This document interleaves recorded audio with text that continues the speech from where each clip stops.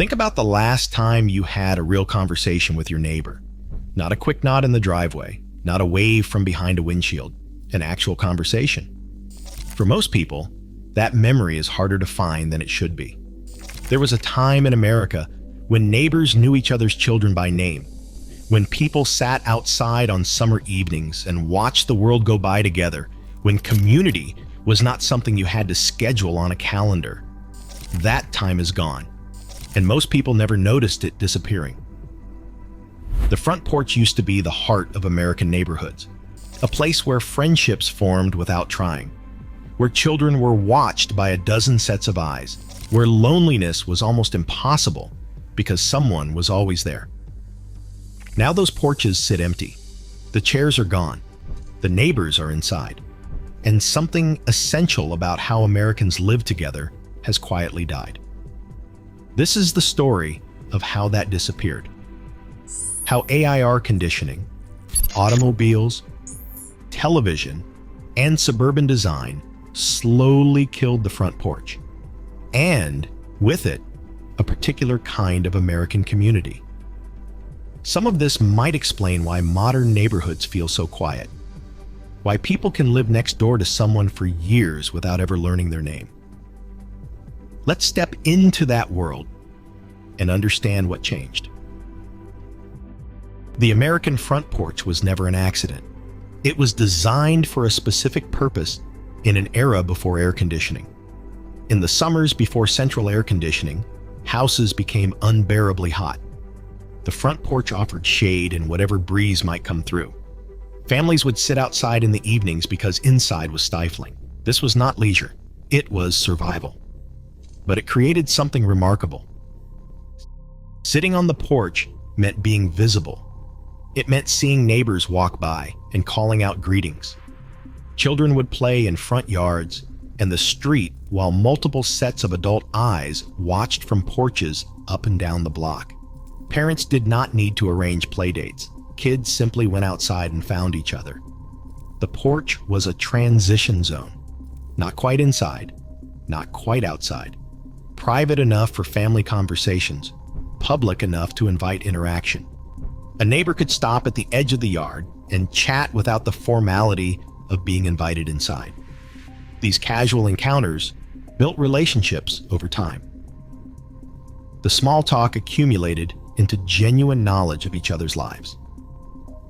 In working-class neighborhoods, the porch was the living room during warm months.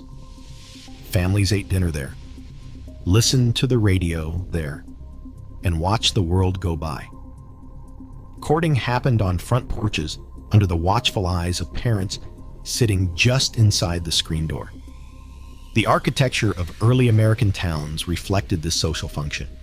Houses were built close to the street with prominent front porches. Sidewalks connected everything. People walked to the general store, to church, to visit friends.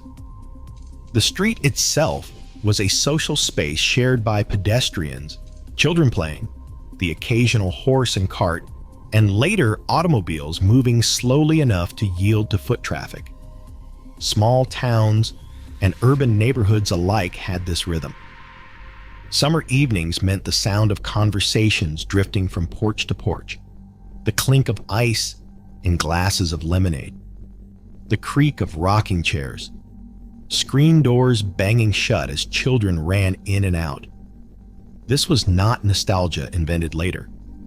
It was simply how life worked when the porch was the coolest place to be. The first blow came with air conditioning.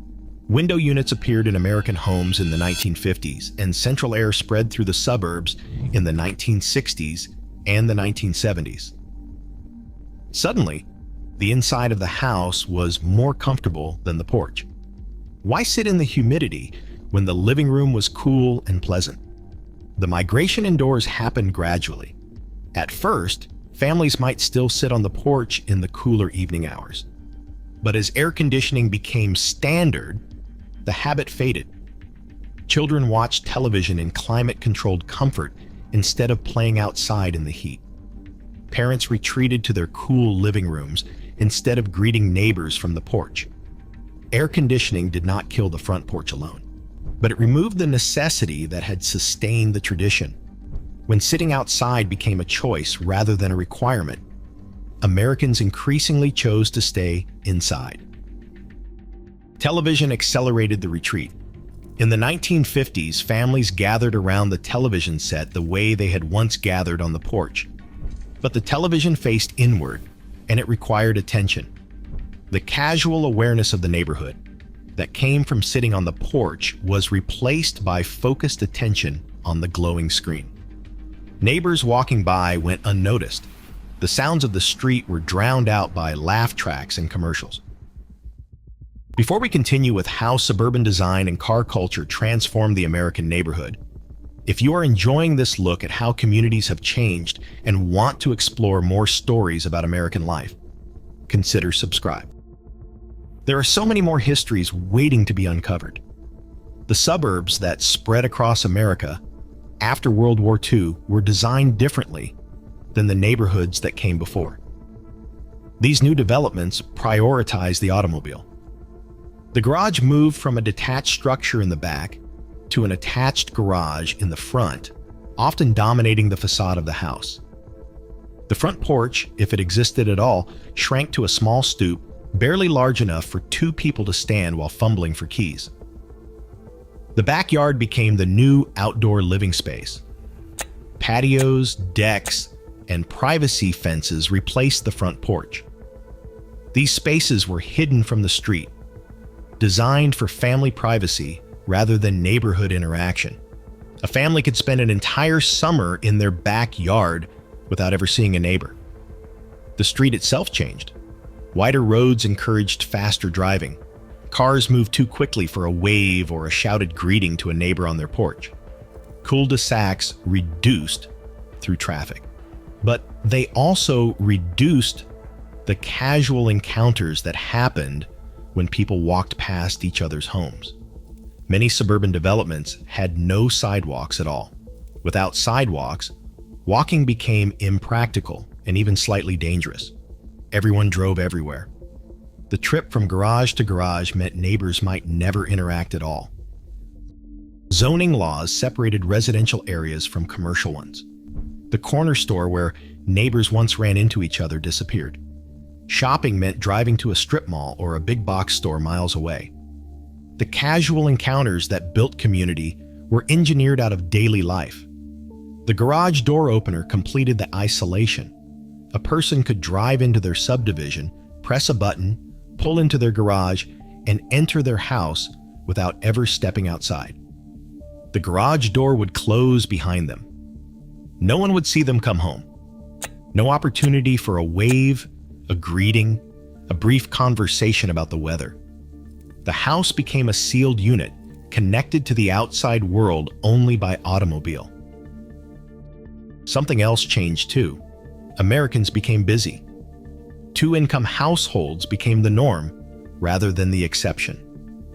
After work, parents had to cook dinner, help with homework, and manage household tasks. The leisure time that had once been spent on the porch evaporated. Sitting outside doing nothing began to feel like wasted time in a culture that increasingly valued productivity and scheduled activities. Children's lives became structured in ways they had not been before. Organized sports, music lessons, and tutoring sessions filled the hours after school. Spontaneous play gave way to playdates that required coordination between parents. Children no longer roamed the neighborhood in loose packs. They were driven from activity to activity, supervised at all times. The street, once a shared space for play, became a place for cars only. Fear played a role as well. Beginning in the 1980s, anxieties about crime, strangers, and child safety intensified. The reality was that crime rates would eventually decline, but the perception of danger grew. Parents kept children inside or in fenced backyards. The idea of kids playing unsupervised in the front yard or the street began to seem reckless rather than normal. Neighbors became potential threats. rather than an extended network of informal supervision. Technology continued to pull people inward. Cable television offered hundreds of channels. Video games kept children entertained indoors. Personal computers arrived. Then the internet, then smartphones. Each innovation offered compelling reasons to stay inside, to engage with screens rather than with neighbors. Social media promised connection while delivering isolation. People could know what hundreds of distant acquaintances had for lunch while having no idea who lived 3 doors down. The consequences of this transformation are difficult to measure, but easy to feel. Loneliness has become an epidemic. Studies show that Americans have fewer close friends than previous generations. The casual acquaintances who once formed the fabric of neighborhood life have disappeared. People report feeling disconnected even when surrounded by others. When disasters strike, neighbors who do not know each other struggle to help one another. The informal networks that once checked on the elderly, watched out for children, and noticed when something was wrong have frayed. People can suffer in isolation behind closed doors while neighbors remain oblivious. Some communities are trying to rebuild what was lost. New urbanist developments place houses with front porches close to the street and move garages to the back. Sidewalks connect everything, and mixed-use zoning puts shops within walking distance. These designs try to recreate the conditions that once made neighborhood life happen naturally. Some neighborhoods hold block parties, organize community gardens, and create shared spaces where people can encounter each other casually. These efforts require intentional work to create what once happened without effort. What defined the era of the front porch was connection without effort. Neighbors knew each other because the design of houses and the rhythms of daily life made it inevitable. Community was not something people had to schedule or work at. It was simply the background of life. The front porch was where it happened. The slow accumulation of small interactions that turned strangers into neighbors and neighbors into community. The porch itself still exists on older homes. Some people still sit on them on summer evenings. But the culture that gave the porch its meaning has largely disappeared. The neighbors are inside, their houses sealed and climate controlled. The children are at scheduled activities or on their devices. The street is for cars moving too fast to notice a wave. For those who remember sitting on a front porch while the neighborhood passed by, who remember knowing everyone on the block, who remember community that required no effort to maintain, there is always more history to explore.